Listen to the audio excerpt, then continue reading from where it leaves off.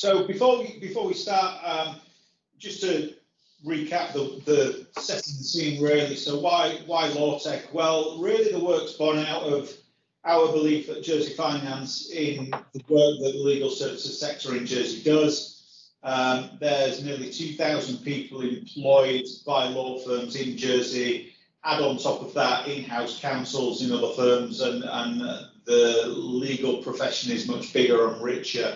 And quite often it's the legal sector that is the first point of contact with potential clients to the island. So fundamentally valuable group of businesses and professions to contribute to the island and its economic strength. And that's what really was the driver of the work, because we know that the legal sector cuts across the pillars, be it banking, funds, trusts, etc. So it's really, for us, an important piece of work to understand and how we can work and, from our side, seek to remove barriers, either perceived or actual, in enabling greater use of technology adoption within the legal sector on the island. And this is the second most popular piece of work of Jersey Finance of the year, which really makes me proud of what we've done.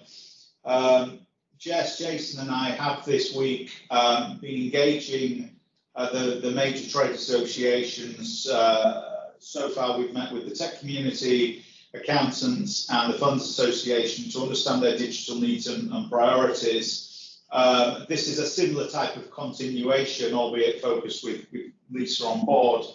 And it's really to hone out what else we can do, how we can work together, and what's going to add value to you, the members. So that's, again, the value of what we're trying to do today. And really just to hand over the platform to Lisa to allow you to follow up with questions. That's probably enough from me. There's two people in the boardroom here. The other one is Joanna, who's recently joined JFL from kind of big law in London. So I just thought it would be an opportune moment to kind of have that both internal and external view. So if you want to share your thoughts on the work or Lawtech in general. Hello everyone. Yes, as Adam said, I'm new to JFL but not to Jersey. I'm returning after a period of being a commercial litigator in London, but I have pretty recent experience in all kinds of Lawtech, particularly document management and disclosure side of things.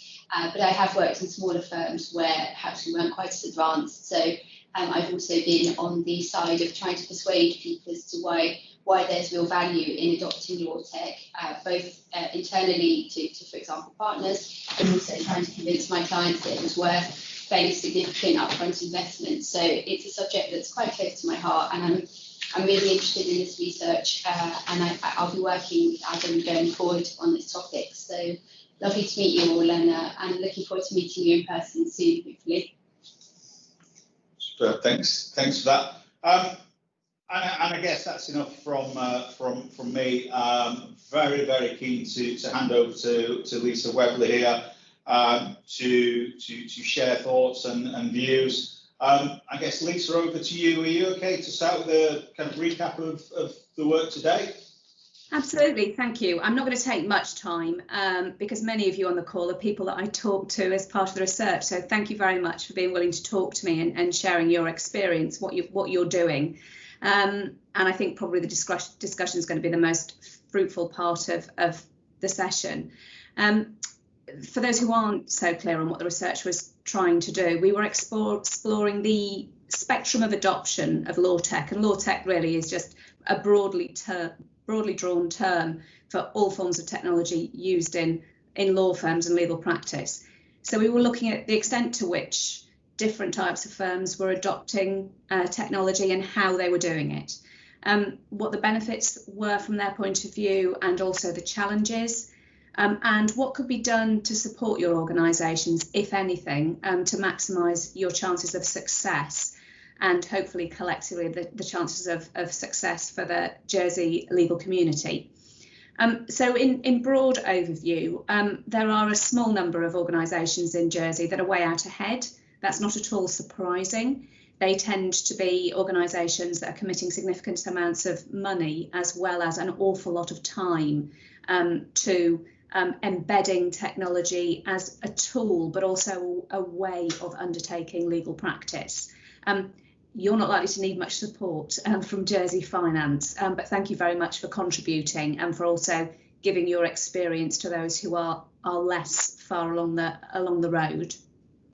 There were a larger group that had tech advocates, and I spoke to some of you who could see the benefits and were really pushing very hard within your organisations to try to get technology I suppose elevated in the minds of the partnership, and particularly those parts of the partnership that will be signing off on investment. Some of you said that was reasonably straightforward, that you didn't need to make much case for investment, but you weren't sure what to invest in. There were concerns that you might make poor decisions, systems that in the end became Betamax rather than VHS, and you were wanting a bit of help with that. For some of you, it was really difficult to get the benefits of technology across to those who would make those decisions. There wasn't really a culture of innovation in that regard. And occasionally there had been some costly mistakes made by others in the past, and you were trying to avoid that. And then there was a very small group, but still a group, who were of the view that their organisations weren't even yet really digital in any meaningful sense. So yes, people used computers, but they were often fixed PCs. Files were still largely paper, with some electronic filing. And I suspect those of you in those organisations, and I imagine many of those people aren't on this call, will have had the steepest learning curve, because of course since the research happened, COVID has changed the way in which many of us have needed to work. And that was more about, we need to become digital before we can even start thinking about some of the more sophisticated technologies. So in essence, there were 5 or 6 main recommendations. The first, which we're starting today, is to facilitate a means to share experiences and good practice. That's hard in a commercial context, because those organisations that are well ahead are probably not that keen on sharing all of the secrets that they've had. But nonetheless, even just basic information will help those that are much further back in their tech adoption stakes.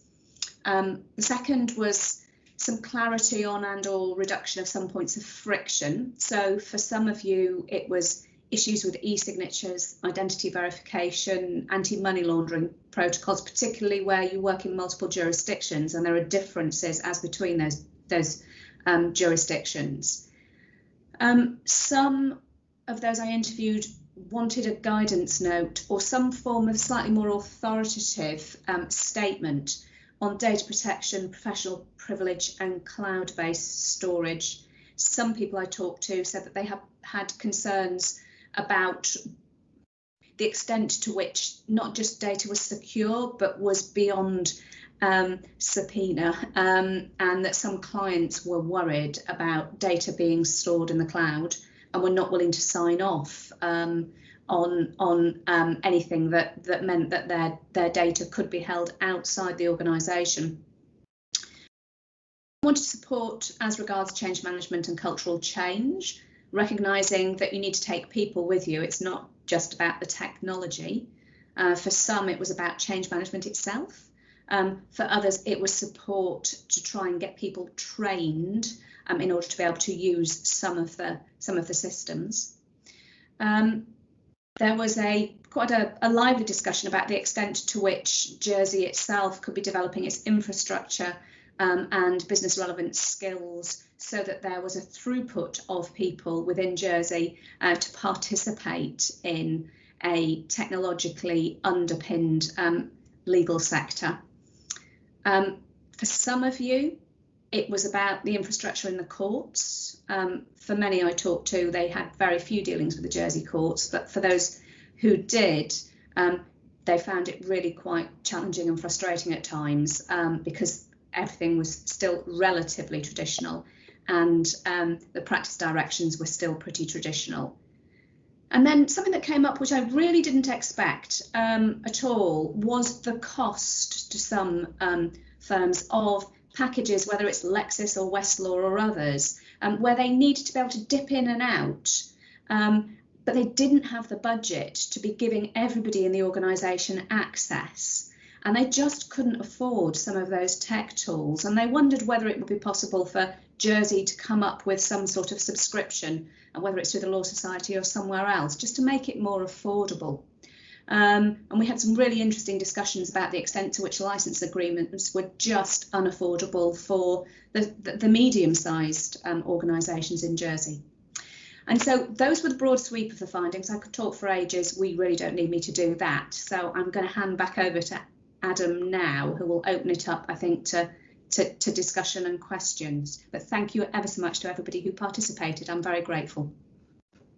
Absolutely, thanks, Lisa, and that's a great recap. And it is perhaps slightly odd to have the Q&A session so early on in a discussion, but really the desire for that is to just have the conversation. What's in the report for you, the audience, our members, the readers, the consumers, the users of tech, and those that may or may not be receiving the benefits or feeling the frustrations of a lack of. So I'm quite happy to open the virtual floor up to questions. I think people will just need to unmute themselves, and if there's a problem, find some other way of raising hands, and I'll try and unmute them. But really, it's over to anyone that wants to ask a question. Hi, it's Doug Twining here.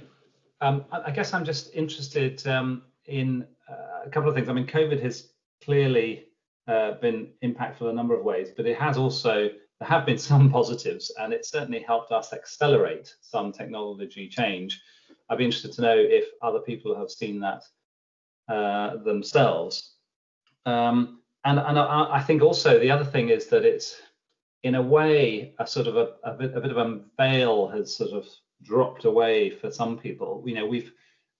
Our partners would spend a lot of time doing business development work, flying around the world, meeting clients, taking them out for dinner, taking them for golf days, or whatever it might be. Now none of that is possible. There have been some quite healthy discussions in our firm about, well, actually, that in the grand scheme of things, that none of those things really dramatically differentiated ourselves. Anyway, we had to do them because everybody else was, but didn't, the quality of our golf day wasn't so much different from the quality of somebody else's golf day. And therefore, we're seeing some quite healthy discussions about how we can differentiate ourselves, and therefore, and crucial to that is the role of technology. And that's a very healthy debate that's currently going on in our firm. I'd be interested to see what else others have been doing.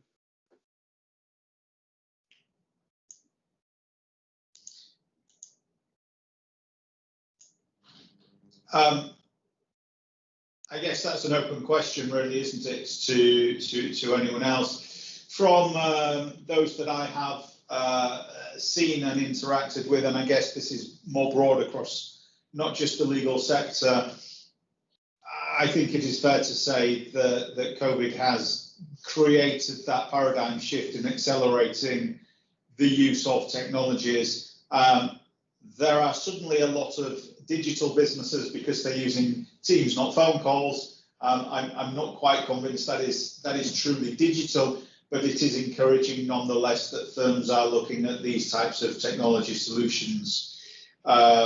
There are a couple of other firms that I've spoken to, and yes, they've had cloud on their work stack for 3 years or more, and it took the situation to trigger the investment, but they're really seeing some payback from it now.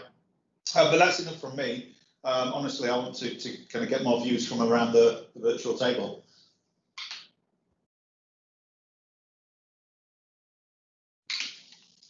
I can see James has put his hand up.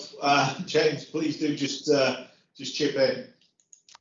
Hi, everyone. So absolutely the same here as well. In answer to your question, Doug, we have had many conversations internally about increasing the level of investment in digital technologies, specifically tools that might assist us with digital marketing, probably ahead of most other things, certainly as an immediate priority, I guess, because of the lack of travel and our capability to market in person.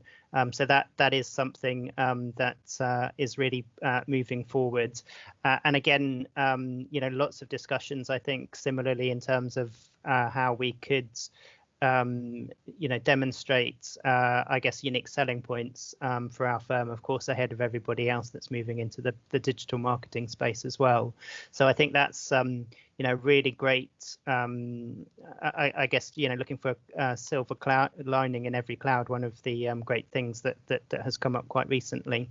I guess from my perspective, one of the downsides, I think, and I think it goes back to the point that is made in the report, is we do have a challenge a little bit, especially locally, with our ability to collaborate on Lawtech and some of the ideas and some of the technologies specifically.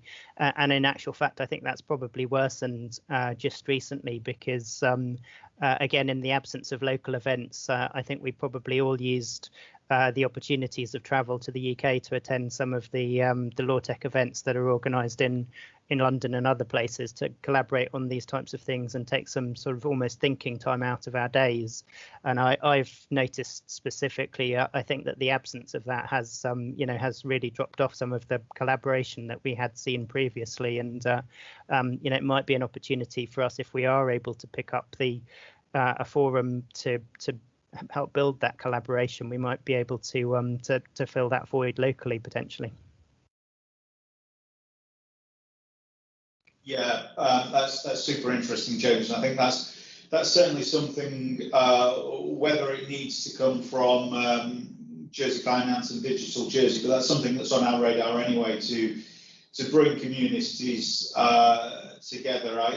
I guess we are, he says, touching wood, slightly more blessed than other locations in that we can still have people attending in person, but equally we know we've got the ability to host things such as today. So I think there's definite merit in trying to bring those groups and communities together to collaborate. I agree, there is that bit missing from events and in-person bits.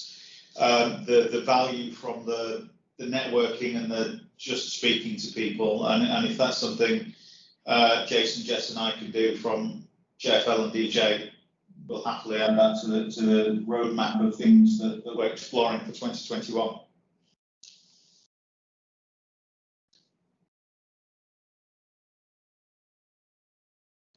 I guess one thing I would be interested to know from some of the people that Lisa mentioned, actually, that were probably sitting in the group of firms that were well ahead of the curve in terms of their use of Lawtech and I guess digital technologies, was what everybody felt in terms of their capabilities in collaboration locally, because we collaborate very successfully in things like the information security space, where it's not actually seen as competitive advantage.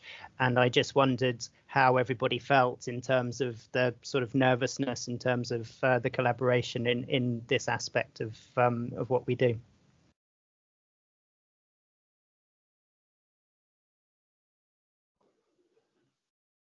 Yeah, it's an interesting one, James, isn't it? Doug here.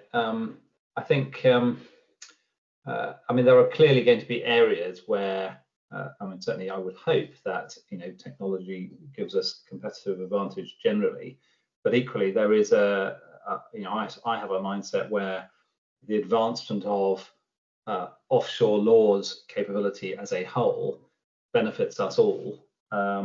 So I'm sure there must be some sort of safe path to tread on this, and I'd certainly be keen to explore that. Steph, Pete, I can see you're waving your hands. Is that a point you want to jump in on? Hi, Adam. Yes, just very briefly, actually, because I think I wanted to pick up on the point about increasing our competition as a jurisdiction as opposed to individual law firms, and that's an area, of course, where I think And I'd be interested to understand from Lisa what she thinks government's role can and should be here, because obviously we want to make sure that we remove any sort of legislative or regulatory unnecessary legislative regulatory barriers that are there.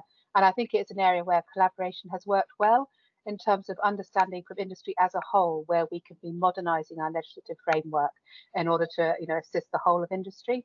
And it's something that we would be very keen to continue to do. We've had some really useful workshops with JFL on the e-coms law around electronic signatures and remote witnessing and stuff recently.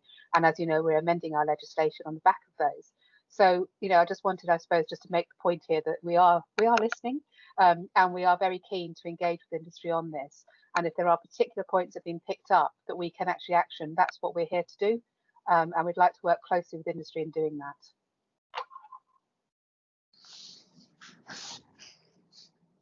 So if I jump in, there were relatively few points of friction raised. Things like e-signatures and witnessing and what have you, I know you're already working on, and that was something that came up really quite regularly. Not for everybody.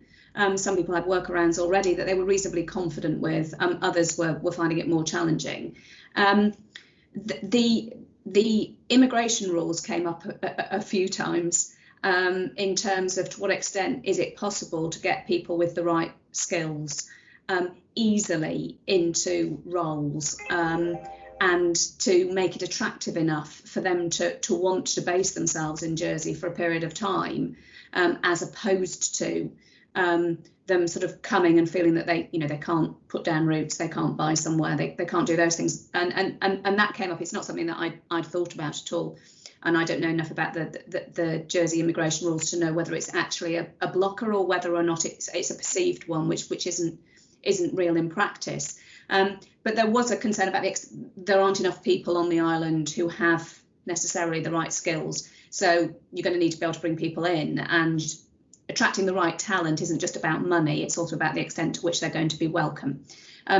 So that may be something that's worth considering. I don't know, until such time as it's possible to develop enough people who are Jersey based already. Whether that will ever be possible or not, I don't know. The Jersey court situation, which obviously is quite niche in some respects, was brought up by those firms that did a lot of work that would involve litigation through the Jersey courts. For others firms, it really wasn't that relevant because most of the work they did was transactional and it wasn't going through the Jersey court system. But there were fewer points of friction than I think I anticipated on the whole. Well, that's good to hear, Lisa, because I think in terms of the immigration skills question, that is not unique to this particular issue. It's something we have to address across the board. And I think the economic renewal work that we're going to be doing, that we've already kicked off post-COVID, is going to focus a lot on skills. Everything we do comes down to skills, really, getting the right people in. And I know we've got Jason and Jessica from Digital Jersey here and talk a bit about the processes that they'd be able to put in place with government to make sure that tech skills and tech understanding is kind of prioritised, and that we can smooth the way for people coming into Jersey with those skills.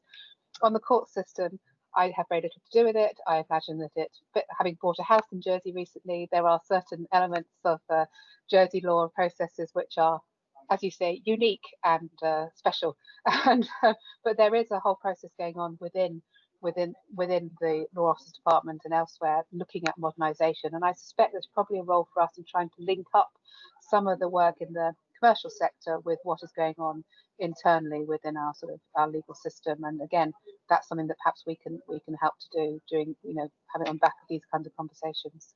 So thank you. Yeah, and you're right to surface that role of the court's points.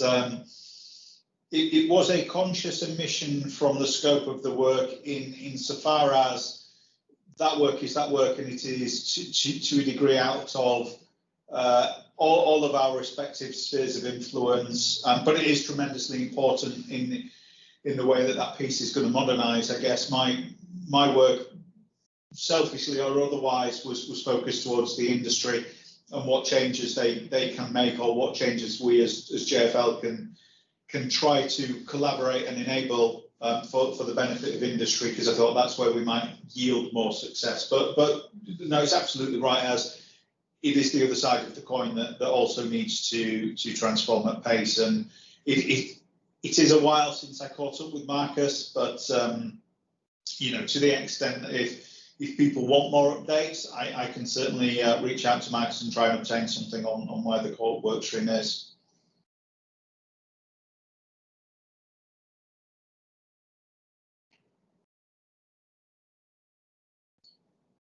Okay. We sort of reached a pause there. I don't know if that's whether people are reaching for other questions. We did have a discussion part of the agenda. I think naturally we come onto this as part of Q&A anyway, but we sort of wanted to have a bit of a discussion on the impact on your practice, and that is the impact of Lawtech. And really start the discussion going. So I guess if we kind of table this as what are the key hurdles and what are the most acute of those insofar as barriers? So tech, expertise, skills, legacy systems, cost, data, and then also flip that into the more positive. So what are people seeing that the biggest benefits of Lawtech is? I mean, clearly there will be a combination of time, cost, efficiency, risk reduction, and client value. But what is it? And I guess hopefully, if we can share this for the benefit of all, what has been the biggest enabler or positive benefit that your boards have found, and how can others sell that to their boards?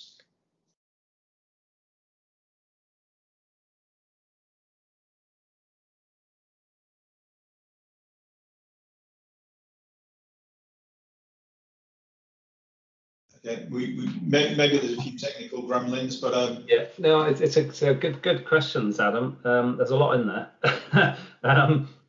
I think from my perspective, we're just in the middle of going through a sort of strategic review exercise, sort of both firm-wide and from an IT perspective, and it's been very interesting and cathartic to have lots of input to that. It's still in progress at the moment.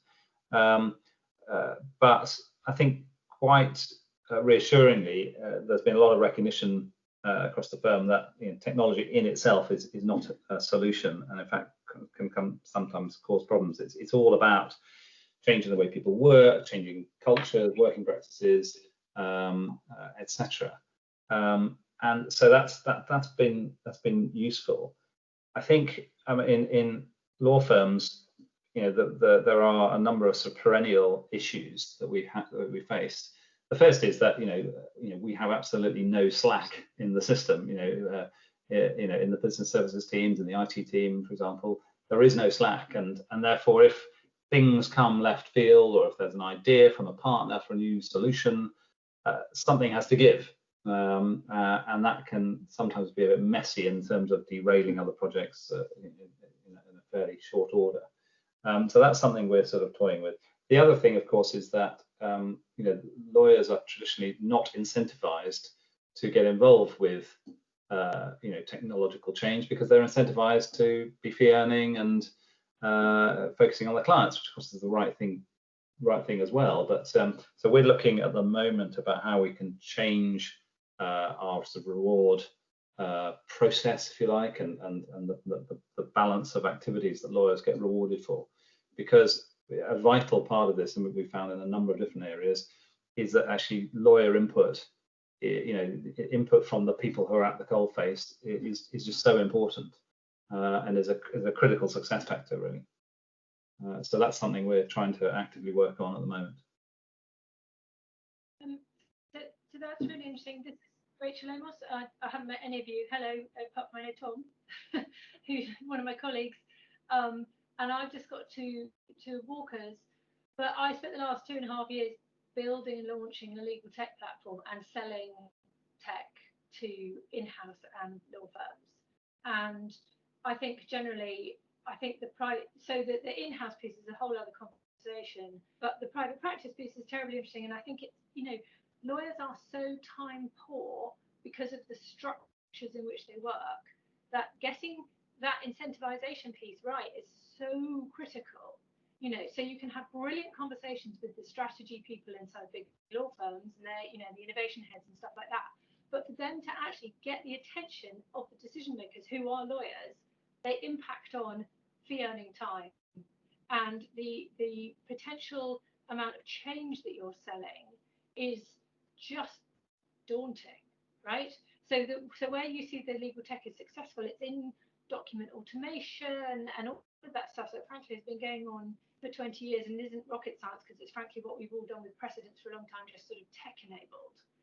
But when you're trying to talk about really actually tech changing the way that lawyers deliver advice, that becomes a whole other difficult conversation. And so it is, you really need to understand the people that you are trying to get to buy into it. And of course, the partnership nature of law firms and the way that it's a consensus driven culture also makes adoption incredibly difficult. So I think some of it depends on how much the firm is prepared to commit centrally and has a centralized strategy, because decentralized is it's really, really difficult. Although in some cases then people would say, yes, I'm just going to do this thing. But if it requires any kind of implementation internally where you might fight with systems you've got already, just the collective anxiety around that is massive.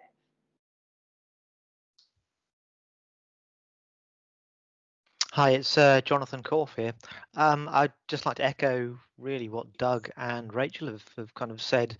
You know, we're here today talking about law tech, but the tech is nothing without the people, and the people have a culture. So sometimes even getting fee earners to properly use existing tech can be a bit of an issue. And when it comes to making decisions about and I'm representing a relatively small firm here, you don't want to spend a huge proportion of your budget on something which might turn out to be Betamax. And so often it's knowing who can advise and what is the right kind of solution that might fit your kind of culture and where you want your culture to be that's as important as anything else, really.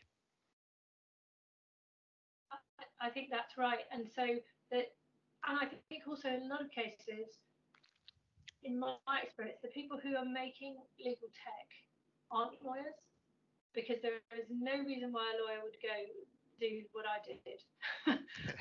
Economically, there's no reason to do it. There is no reason for any of us to go and engage with legal tech. Nothing drives us to it. And therefore, you get a very, very small proportion of practitioners who are actually involved in the conversation. You know, and that is really, really obvious when you're somebody who can speak on both sides, you know, of the divide. And that is a problem. It's a real problem for us as a profession, because if you haven't got the practitioners involved in the making of the solutions, first of all, you don't get the adoption, but also there's no understanding. So actually, I mean, I think it's interesting, you know, in some of the big firms, they've now got, you know, technology as part of kind of traineeship. And of course, if you think about how these people have gone through, you know, they could have gone all the way through university without really, from the age of about 14 onwards, engaging properly with tech. You don't have to come out as a lawyer at the other end. And you could get to be a partner without doing it, you know? And so asking people who are at the decision-making level in firms to invest in using things they've got no intention of using for themselves is a big ask. And so you have to embed that kind of educational piece. I mean, it's a bit like financial literacy should be taught in schools. You know, tech literacy should be taught in schools. I mean, the amount of lawyers who can't use a spreadsheet, I'm sure we are all on this call thinking, oh, Excel, not sure. You know, so it's a bit of a quantum leap to then go to, you know, other kinds of tech. Yeah, so sorry, I was thinking there's a few thoughts running through my head at the same time there, Rachel. I think you're right. I guess to counter that, there's also that view that people want the, you know, the Apple or the Google experience, or when it comes to onboarding, people talk about wanting the Revolut or the Monzo experience. So there are still individuals, elderly partners or otherwise that will have an experience of tech, but through a consumer lens, through their day job, not through the practical application on a day-to-day basis. I completely get that. I don't know how to connect the dots into how that makes for a more articulate business case, but there's probably something in there to think upon, and the conversations are similar to some of the other points of feedback that Jason, Jess, and I have had with the other trade associations this week as well. In that it is, how can we help people understand what they don't know, and it's that we don't know what we don't know, so how do we start finding that out? No, but that's helpful. Thank you.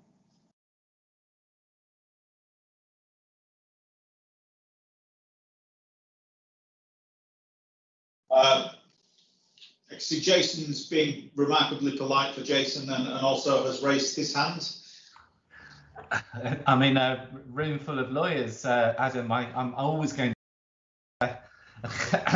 we had an interesting discussion with a group of accountants yesterday, which I know is a sentence you'll struggle to reconcile with reality, and also some fund administrators, and a sort of theme that came through consistent with that last point was not knowing what they didn't know, but also that there were relatively few packages or systems that they were using, but what they struggled with was the support with them on Ireland, and they suggested that were Digital Jersey to be more active in encouraging more on-island support for those systems, that might encourage greater take-up of them. And I wondered, as a development of Jersey's sort of general USP, that the professional services sector is well rounded and supported here by the accountants and lawyers. Is that something that's missing? Would it encourage greater uptake of these packages if there was more support available for them locally?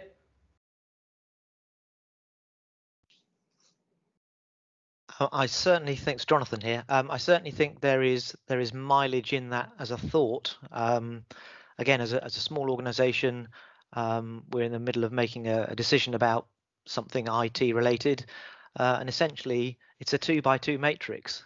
I have a decision on which software type approach and a decision on, well, which supplier, and depending on the answer to either question, it affects the other question. And so again, we're back to, I don't want to pick a Betamax and pick something which 5 years from now is not going to be sensible, because to make whichever decision we want to make for a relatively small firm is a very big commitment of time and energy. And to the cultural point, we have to spend a lot of time and energy taking people down one track to have to undo that too quickly. So I guess I'm displaying some small c conservative, risk averse lawyer type thinking, even though I'm not actually a lawyer.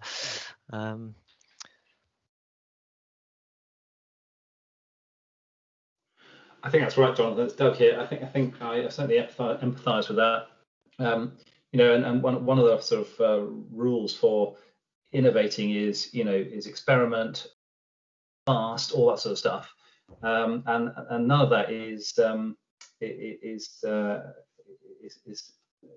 what lawyers at law firms are used to doing, and of course used to having to some degree failing is important, but failing can cost money as well, because sometimes you're throwing money down the drain. So there's an interesting conundrum there. So I certainly relate to that. I mean, yes, of course, that's at the heart of one of the dilemmas that we have generally across trying to grow technology and digital in Jersey. Those words are not words which, I mean, we tend not to talk about failure in a positive way here, although we all do it. So I completely get that.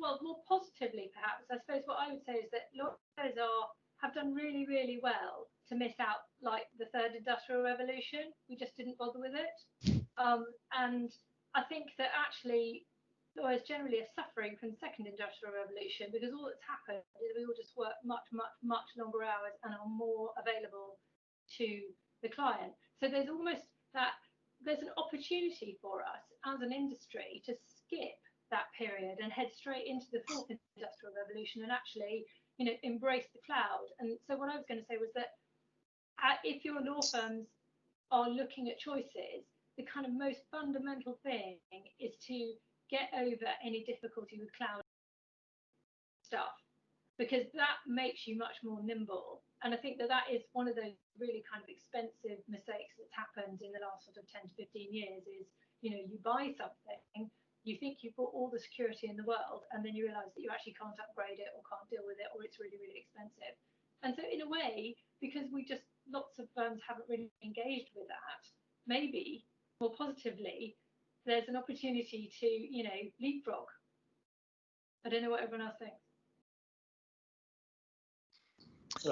That's an interesting thought. It's Jonathan here.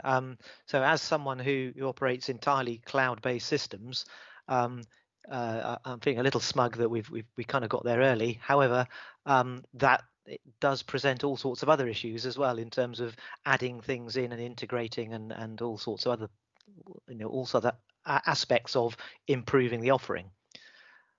So discovered as a non-lawyer, non-technician looking after, amongst other things, IT in a law firm, is that the minute you lift the bonnet, it's a whole world of pain and gets bewildering very quickly.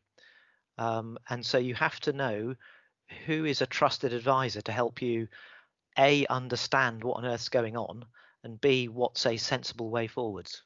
And again, I am coming from a particularly kind of small business type mentality in saying these things, but it's I'm sure the same applies even if you are a larger multi-jurisdictional business. Yes, I would completely agree. I can see that Lisa Webley did have her hand up. It seems to have gone back down. But Lisa, back to you. So I've really enjoyed the discussion because it sort of exemplified some of the conversations I had during the interview process, which was about how firms could be supported to develop a strategy, a proper digital technology-based strategy. Because often when I was talking to people who were sort of in charge of trying to innovate, the first thing they did was they looked under the bonnet and thought, crikey, we've got so many legacy systems that don't talk to each other. And there are calls within the firm to try and push forward with some of the more interesting stuff, but they're not going to plug into anything that we've got here already. And what we really need to do is to start from scratch and try and build in a 5-year process, 3 to 5 year process, so that we can, you know, swiftly move through almost the third industrial revolution onto the fourth, because we just don't have the infrastructure. And so without the infrastructure, I mean, we can leap to a much better infrastructure, but we do need to do that bit first. So that was the first thing that sort of came out, I think, very strongly was, you know, people who were very up technology coming into a firm thinking that they were going to take it on to the next stage and realizing that really they need to dismantle something in order to be able to move forward because they couldn't build on what they'd already got. I think that the cloud point is a really important one. I would say half of those that I talked to were very nervous about the cloud still, and others were, you know, it's fine. I don't know what the issue is.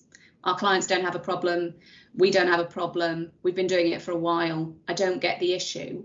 So that's interesting. There is obviously a need for some support for some organisations. So I think that was important. I think the third thing that came out quite strongly was reps turning up trying to sell bits of kit to people, trying to sell software packages, and not really understanding how it would work for a law firm. So they were for professional service firms more generally, but not necessarily for law firms. And those people talking to them saying, I just don't understand how we're going to be able to make use of it. It sort of sounds as if it might help, but not feeling they've got anybody independent that they could talk to check some of that stuff out.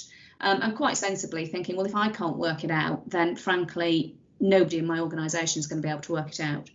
And the final point I was going to jump in on is the issue of new entrants coming into the profession. I suspect, and I speak as somebody who's dean of a law school, I suspect there's far more understanding of technology actually amongst those coming through and going out. It's absolutely true. It's not a requirement, and that's because none of the professional bodies make it a requirement. But many of us do now have modules that are very Lawtech based. I think the issue more is the technology in firms it doesn't make a lot of sense to those coming out. So most of the students coming out are used to really neat, effective user interfaces. They're used to that at university, they're used to that in their private life. And then they come into law firms and they've got a clunky system here and a clunky system there. There are relatively few organisations that have either had the money and the zeal to be able to, build their own, which really does work for lawyers, or alternatively have managed to find one that they can customise that works for lawyers. Most of the user interfaces are pretty poor, and as soon as new entrants come along to something and think, well, this doesn't make any sense to me, frankly, the chances are they'll find a partner in that law firm who says to them, you know what, doesn't make any sense to me either. This is my workaround. I bypass it completely. And you end up with labyrinthine ways round things rather than the interface being improved. And that came through quite strongly too. Yeah, I think that's really interesting. And I think because I am quite old, I'll give that story from the 90s. The way that my law firm, when I was a trainee, rolled out email was by giving it to all the trainees and telling us it was a secret. And it was across the firm in 3 weeks. It was so clever. And I remember sitting with the guy who was supervising me, and he said, "What are you doing?" And I said, "I am sending a message to somebody down the hall." And he said, "How? Show me. I want to be able to do it." It was amazing, right? And that is how law firms should get. It's FOMO, right? You want the partners to be able to do what the youngest lawyers can do. But I just think that the impact of COVID on the training environment is just so horrendous, and it's going to disempower junior people even more. I think there's a terrible challenge there, but that's how they rolled out email in my law firm, and that was the second industrial revolution. So how do we harness an idea like that and get people across the chasm? I'd echo that. I mean, I want to move away into more modern times, but similar. I've never come across a time recording system that was universally approved of. Now, time recording is the basis from which law firms make profit. And yet, I have worked in several law firms, both in Jersey and in London, never come across one that worked. And you would think there would be a huge incentive to make that work for lawyers. And yet, we haven't really got there. So it's interesting that even though there's consensus that something doesn't work, it doesn't necessarily feed through into choosing a product that does. And as Lisa's hinted at, and we often are told, there's a roadblock. This system for billing doesn't talk to that system for the work stream. So I think that there are lots of interesting points coming out of these discussions that perhaps Lisa can take forward for us. Hi, it's Doug Mackenzie here, just picking up on a couple of points actually. So one from which Rachel touched on earlier about COVID and the impact around learning, which is definitely undeniable and on many levels. But one thing actually which we found in our law firm is actually and it's global across all our different jurisdictions, not just Jersey, is as a firm, so both lawyers and the business services teams, as a firm, people have had to use and embrace the tech 10 times more. With 90, up to 100% of the firm pretty much working from home, and that's still being the case pretty much today.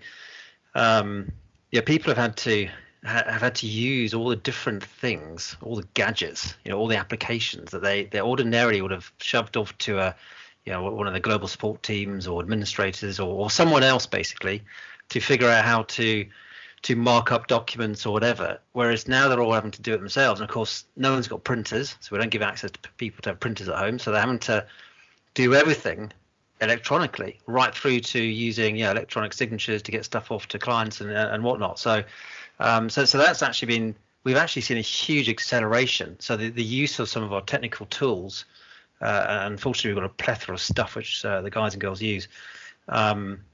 We've seen the usage figures actually go through the roof, to the point where we've got suppliers knocking on the door saying, well, hold on, you're using it so much more than we ever anticipated, and you owe us some money. So that's kind of one point. The other point, probably picking up on Lisa's references earlier about reps knocking on your door and trying to sell stuff. I think one of the things we struggle with a little bit is it might be great for the Clifford Chances or the Freshfields of the world, but the economies of scale. We're relatively, a relatively large law firm from an offshore perspective, but still the economies of scale just don't stack up. And this fancy AI type tech or whatever, robotic process automation stuff. It's great when you've got lots of bits of widgets going through the process, but not necessarily on ours. And I find that can be a bit frustrating sometimes, especially when you've got certain up for it lawyers. You see this kind of glitzy stuff in the lawyer.com or whatever, and want it, but of course there's a price, and we just don't, generally speaking, certainly from a Jersey perspective, we don't have the economies of scale to warrant spending huge outlay for something which just doesn't have the same volume going through it, which I think will be an ongoing challenge. And certainly when I have suppliers knocking on my door, usually I kind of skip to the end in terms of from a commercials perspective. They need to adapt to the offshore market and the volumes and therefore the cost. Otherwise, for some of them, they're just never going to get in. Yeah, completely agree. Yeah, I think that's a really good point there, Doug. It's really good. I mean, the other thing to kind of think about when you have people coming up to sell you their specific product is that their specific product is a very specific thing that has to join in with other things and is in a context. And from my experience is that the well-meaning salesperson doesn't understand the context. We have one product that someone's been trying to sell me, and is failing to listen to the fact that I've said someone else is using this in interacting with us, and we don't like it because it's painful from us. It's great for them, but it's painful from us, and I don't want to inflict that upon my clients. And I could of course be entirely wrong, but there is a context, and the salesperson doesn't quite get it because of course their product is the best thing ever. So it's not to denigrate salespeople because they're just doing what they need to do, but it's that the important bit is that everything we do is trying to glue things together and persuade people to use them properly. Some of that is about also those articulating what their needs are, and I think one thing that people really don't understand when they're trying to sell products into law firms in particular is table stakes. How much is it going to cost the law firm internally, which is an opportunity cost, to take on board that tech? And people who sell tech to law firms don't understand that. Every hour that a lawyer spends on a phone call like this, or talking about tech, or in a meeting with a salesperson, is an hour they don't bill. So the billable hour is everything. That's the challenge. So you're going up against that. So you've got to show how it's going to make your lawyers more efficient and make more money. Because otherwise, why would a law firm buy from that person? And so they're trying to sell you something that might make you more efficient, but it's going to annoy your clients, so you might not make more money. People don't understand how lawyers work or what lawyers do, and some of that is on us because we don't explain it. It's like this special thing that we do that other people don't do, which isn't true. We fill out forms, we read stuff, we make decisions, we give people advice that helps them make decisions. That's what we do. Yeah, and in the same way, from an internal perspective, lawyers and law firms don't always understand what's possible. And to paraphrase, I think it was Henry Ford, we just think we want a faster horse. Yeah. we don't know what's possible, therefore we're not quite sure how to direct or ask the right question because we're stuck in the way we do things. And of course, there's a very unfortunate thing about AI, which, as we all know, is utter rubbish about what AI can do in legal tech. And so we've been through a whole evolution of that, of people talking about how the robots are coming. Utter rubbish. The robots are going to be at our service if we can harness them properly. It's just we have to understand what they can do, and it certainly isn't do the thinking. I'm seeing nods of the heads there as well. Very conscious we've come to 3 o'clock already, and that has gone super quick. I'm going to be cheeky and just push on for another minute or two. Jason, you've got your hand waved. Have you got a final point that you would like to make?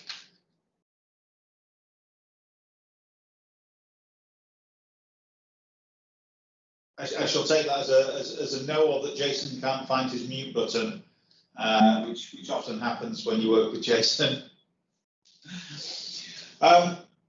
Lisa, then, I guess in closing, are there any particular pertinent thoughts or observations that you'd like to leave people with today and going forward from the work? I don't have any great insight, I'm afraid. I think that the thing that I try to get it out of you. I think the thing that interested me was the spectrum of adoption in Jersey, and there are a few firms that are way ahead and have embedded technology through change management processes that basically built the firm from the bottom up and completely redesigned what it is to be a lawyer. For most, it's, you know, most firms are very similar to the organisations that I look at in England and Wales, Australia, which is they make quite a lot of strides, but it's about finding the right balance of investment and opportunity cost, as well as opportunity to push on to the next stage.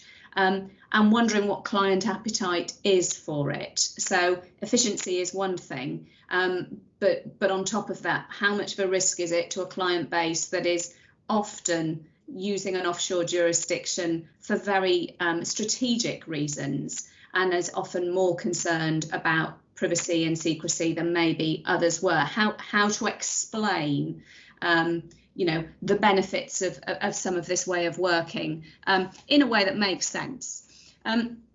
I think there were more law firms, a small number, but more law firms that were really still struggling at the beginning. And I suspect if I went back and did the research even now, those organisations would have accelerated incredibly quickly, because I was talking to people who were saying, we have no business continuity plan when I asked them. If we can't get into the office, we can't transact business.